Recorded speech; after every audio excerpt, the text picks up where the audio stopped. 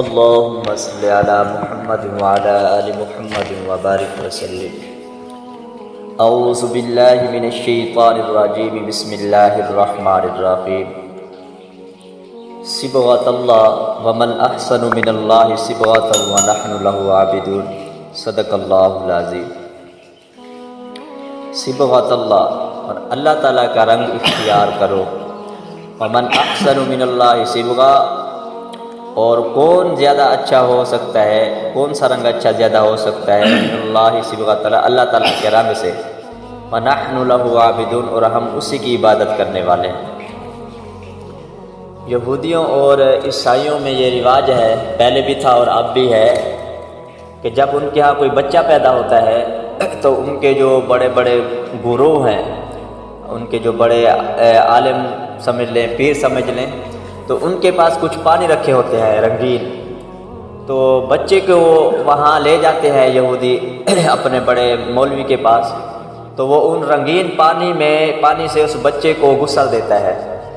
جب غسل دے لیتے ہیں تو وہ پھر کہتے ہیں کہ اب یہ پکا یہودی بن گیا ہے.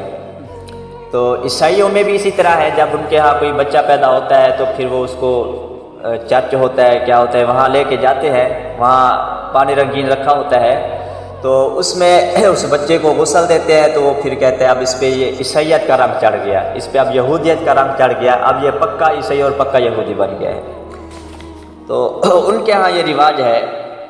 تو ہمارے ہاں تو الحمدللہ جو سنت طریقہ ہے وہ یہ ہے کہ جب پیدائش کا وقت ہو بچے کا، تو والد اور والدہ کو چاہیے کہ وہ زیادہ سے زیادہ نیکیاں کریں، نیک کام کریں اور گناہوں سے بچیں.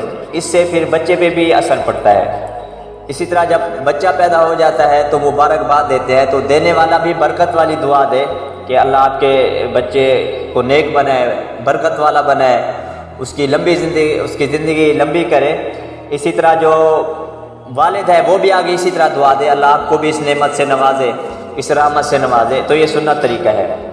اس کے بعد جو سنت طریقہ ہے ہمارا کہ اس بچے کو گھٹی لگانا، تخنیق کرنا.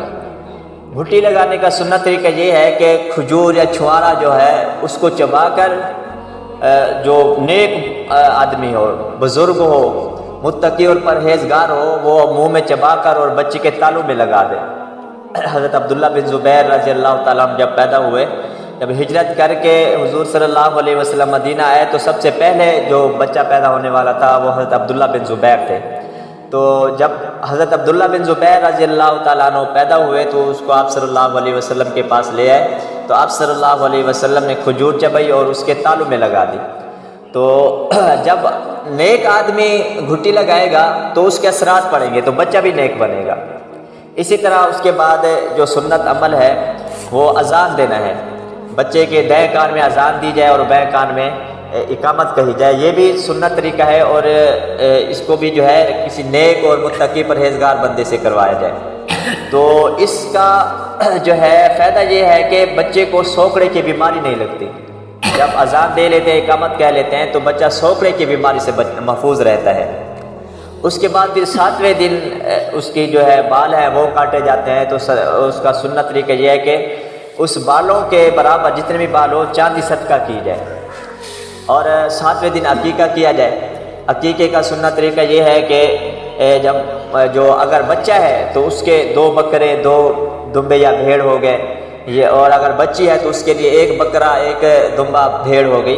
تو یہ سنت طریقہ ہے. اگر اس طرح نہیں کر سکتے تو اگر کسی کے پاس اتنی فرصت نہیں ہے تو لڑکے کے لیے 1 بکرا بھی ہو، 1 جانور بھی کر سکتے ہیں، چھوٹا جانور. تو شریعت اس کی اجازت دیتی ہے. البتہ سنت طریقہ تو 2 بکرے ہیں، اگر 1 بکرا بھی کر لے گا تو عقیقہ ہو جائے گا. تو 7ویں دن سنت ہے. اگر 7ویں دن نہیں کر سکتے تو 14ویں دن کریں. 14ویں دن بھی نہیں کر سکتے تو پھر 21ویں دن کریں.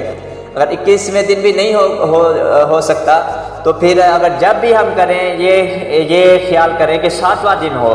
مثال کے طور پہ آج جمعرات ہے، بچہ پیدا ہوا ہے جمعرات کو، تو اب بعد میں اگر ہم کبھی کرتے ہیں عقیقہ تو جمعرات، جمعہ، ہفتہ، اتوار، سوار، منگل، بدھ تک 7واں دن، تو بدھ والے دن ہم عقیقہ کریں تو سنت ادا ہو جائے گی.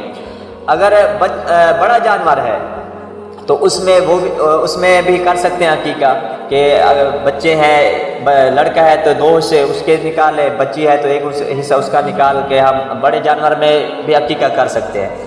اسی طرح قربانی آتی ہے، قربانی کے جانور میں اگر کوئی قربانی کا اپنا حصہ بھی رکھتا ہے اور ساتھ عقیقے کا بھی رکھ لیتا ہے تو یہ بھی ٹھیک ہے، یہ قربانی بھی ہو جائے گی اور ساتھ عقیقہ بھی ہو جائے گا۔ تو جو عقیقے کا گوشت ہوتا ہے تو آدمی خود اگر اپنے گھر میں استعمال کرے تو کر سکتا ہے سارا کا سارا گوشت، اگر سارے کا سارا گوشت صدقہ کرے وہ بھی کر سکتا ہے، اور بہتر طریقہ یہ ہے کہ 3 حصے کر لے، جیسے قربانی کے گوشت کی کرتے ہیں، 1 حصہ اپنے لیے، 1 حصہ رشتہ داروں کے لیے اور 1 حصہ غرباء کے لیے، غریبوں کے لیے۔ تو یہ سنت طریقہ ہے۔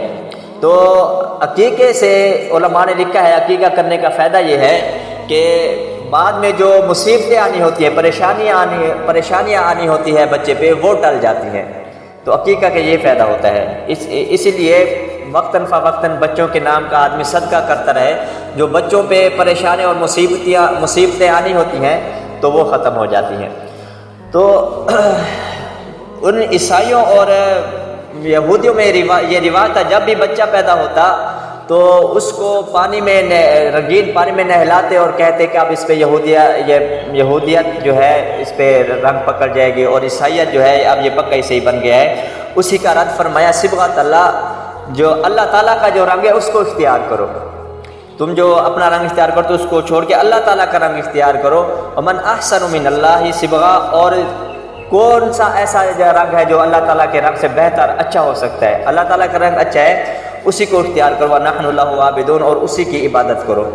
ہمارے ہاں جب بچہ پیدا ہوتا ہے تو خوشی میں آ کے کچھ علاقوں میں، کچھ گھروں میں یہ کرتے ہیں کہ جس کا بیٹا ہوتا ہے اس پہ پانی ڈالتے ہیں یا رنگ ڈالتے ہیں یا جو ہے کوئی اور چیزیں ڈالتے ہیں خوشی میں آ کے۔ تو ہمارے ہاں تو اس طرح کچھ ہوتا ہے، پتہ نہیں آپ کے ہاں ہوتا ہو یا نہ ہوتا ہو، تو یہ جو طریقہ ہے اسی سے چلا آ رہا ہے، ان عیسائیوں سے اور یہودیوں سے۔ تو بہتر یہ ہے کہ اس سے بچا جائے۔ یہ کرتے ہیں لیکن ان کو علم نہیں ہوتا، وہ کہتے ہیں ہم خوشی کر رہے ہیں، خوش ہو رہے ہیں، لیکن یہ اصل طریقہ انہیں یہودیوں اور عیسائیوں سے لیا گیا ہے۔ بہت سے ایسے کام ہیں یہودی اور عیسائی جو کرتے ہیں اور وہ ہمارے ہاں بھی رائج ہو چکے ہیں، لیکن ہمیں علم بھی نہیں ہے کہ ہم یہ کیا کر رہے ہیں، ہم اس کو اپنا اور کوئی نام دے کر اور اس کو کر لیتے ہیں، تو اس سے بچا جائے۔ اللہ تعالیٰ عمل کی توفیق عطا فرمائے۔